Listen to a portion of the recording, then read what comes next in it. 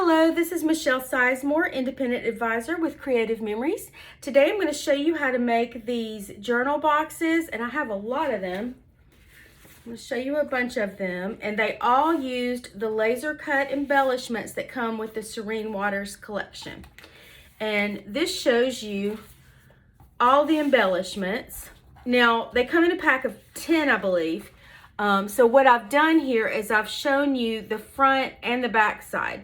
So if you're a person that likes to do double page spreads and kind of have the same border on the sides or at the top, I would encourage you to get 2 packs of these, because each pack comes with one and then you can flip it over for a completely different color. For example, one side of the turtles is this coral color and the other side is more blue. And then this is kind of a coral and kind of a gray, and so on. One side is aqua, one side is more sand tones, and you get the idea. And all of these are pre-cut for you, and all you have to do is mount them. I'm going to set these aside, and I'm going to look at these one more time, and I'm going to pick one to demonstrate for you. I like all of them, so it's kind of hard to decide. I think I will do this one. I love this blue paper. It's kind of a blue and aqua paper that looks like water. So the first thing we'll do is cut the ruled paper. Now, this is our ruled paper, and you can cut it to any size. Let me pull out this whole thing to show you how I've organized some things. These are our new organizing boxes. Make sure you can see that. This is one big box, and inside it you can put smaller little boxes. You can use these for all kinds of things. You can use them for photos. You can use them for your tape runner and scissors and multi-purpose tool and pens. You can use them like this. This is one of the ways I've used them. Lots of different ways you can use these, but I do a lot of these journal boxes. So I like to have a lot of these pre-cut.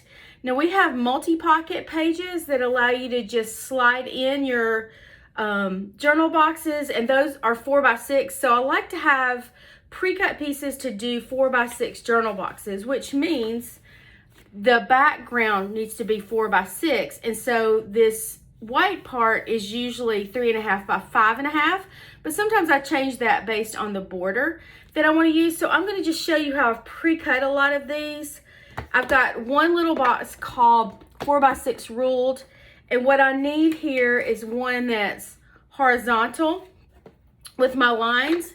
So I'm just going to open these up. These are really sturdy little latches. A lot of people ask me, well, why would I buy those from Creative Memories when I can get them at a craft store? And I'll tell you now that I've got them and I've been using them. They're really sturdy. The latches are really great. The latches on the paper holders are so good. I've gotten them at craft stores where the latches fall off and they're flimsy. They are not like that with CM. So these are really great. Anyway, I'm going to pull out a ruled white horizontal.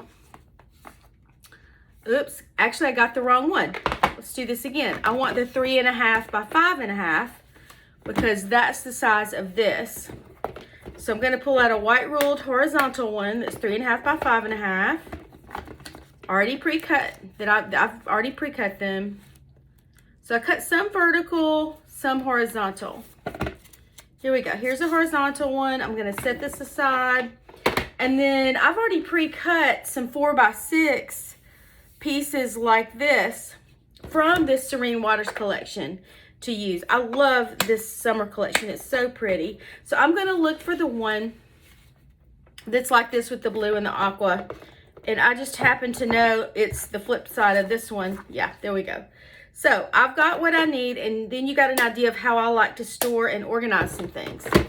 I'm going to set these aside, and just to give you another idea, I've also got some plain white ones. These are the ones that come out of the multi-pocket pages because I usually pull those out and use photos or journal boxes there. So I save these to use for other things.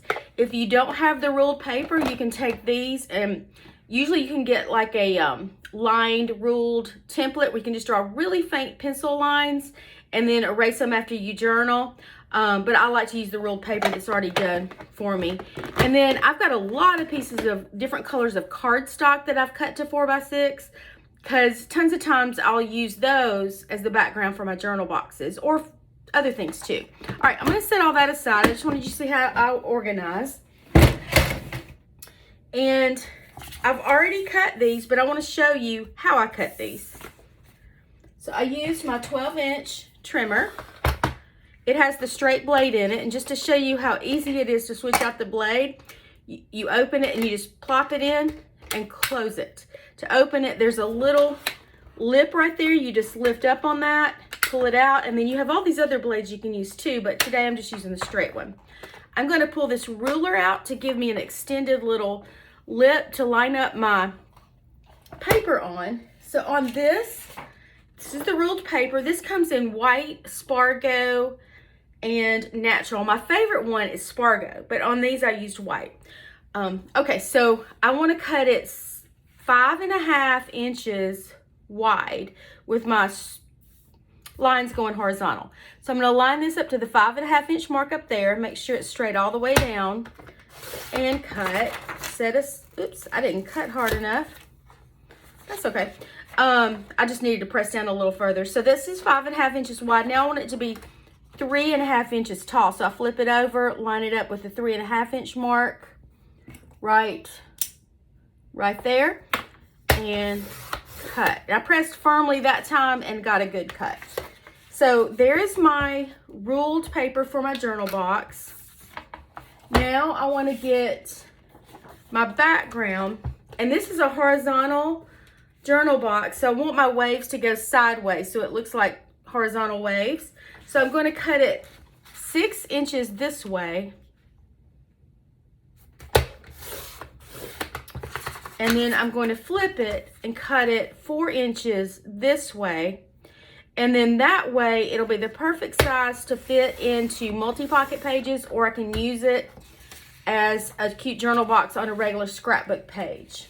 Or I can use it on a piece of paper or cardstock and then slide that into the top loading pages. And if you haven't seen the video that I posted on my virtual crop a few minutes ago about all the pocket pages, I want to encourage you to watch it because that'll explain what I'm talking about here. Alrighty, I'm going to set this aside. And here we go.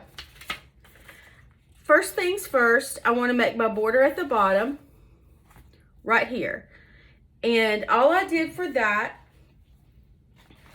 was use the greenish colored border. I just put these down so they're still going to be able to come up because I did it with repositionable tape runner. So I use this color right here. I don't know what you call that, like coral or something. Coral, I know it's a green color, but like coral reef, or I don't know what that stuff's called. Anyway, I'm going to put some tape runner on the back of this and mount this along the bottom of this blue. And then I'm just going to trim the end with scissors. And then I'll save this to do something else with. And then all I do is add the little sticker. And I'm just going to use this one. I just put it down so it should still pick up so I don't waste one. But I just put it like right here. And then I added the little epoxy stars here and here. But I put that down first. I didn't really mount this yet because it's going to cover my ruled paper. And I just want to put this down before I mount this because I want to make sure I get it the right size. Now, I did pre-cut this to 3.5 by 5.5 because that is what usually works when you have the 4x6 background. But because I put a border, I want to make this a little bit shorter. So I'm just going to draw a line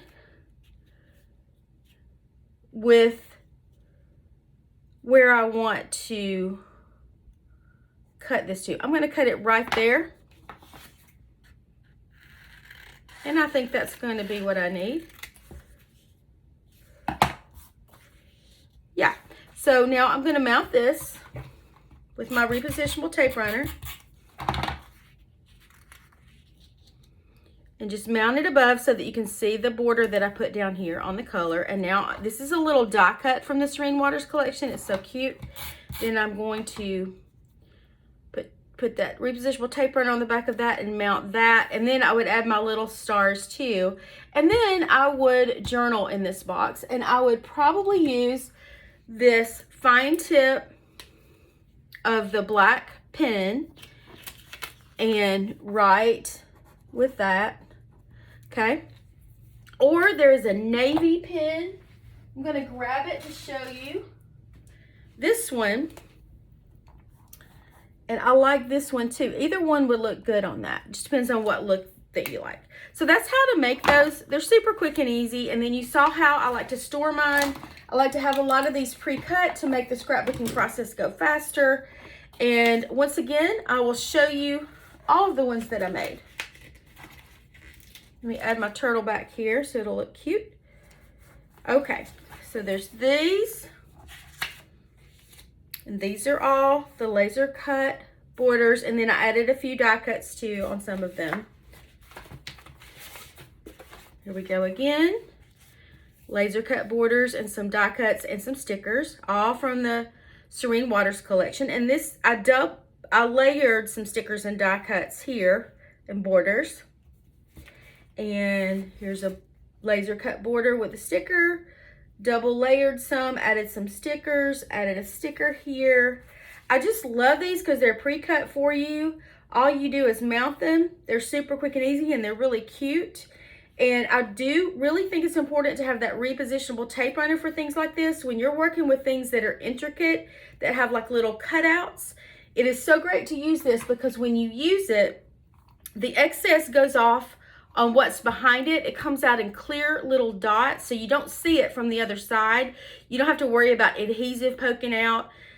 And I don't really like to use, we have a glue pen, and there are sometimes when I use it if I have a little teeny tiny thing, but usually I just use this. Glue pens can get kind of wet and messy, and this is just the best thing ever. I buy these so much because I use these all the time.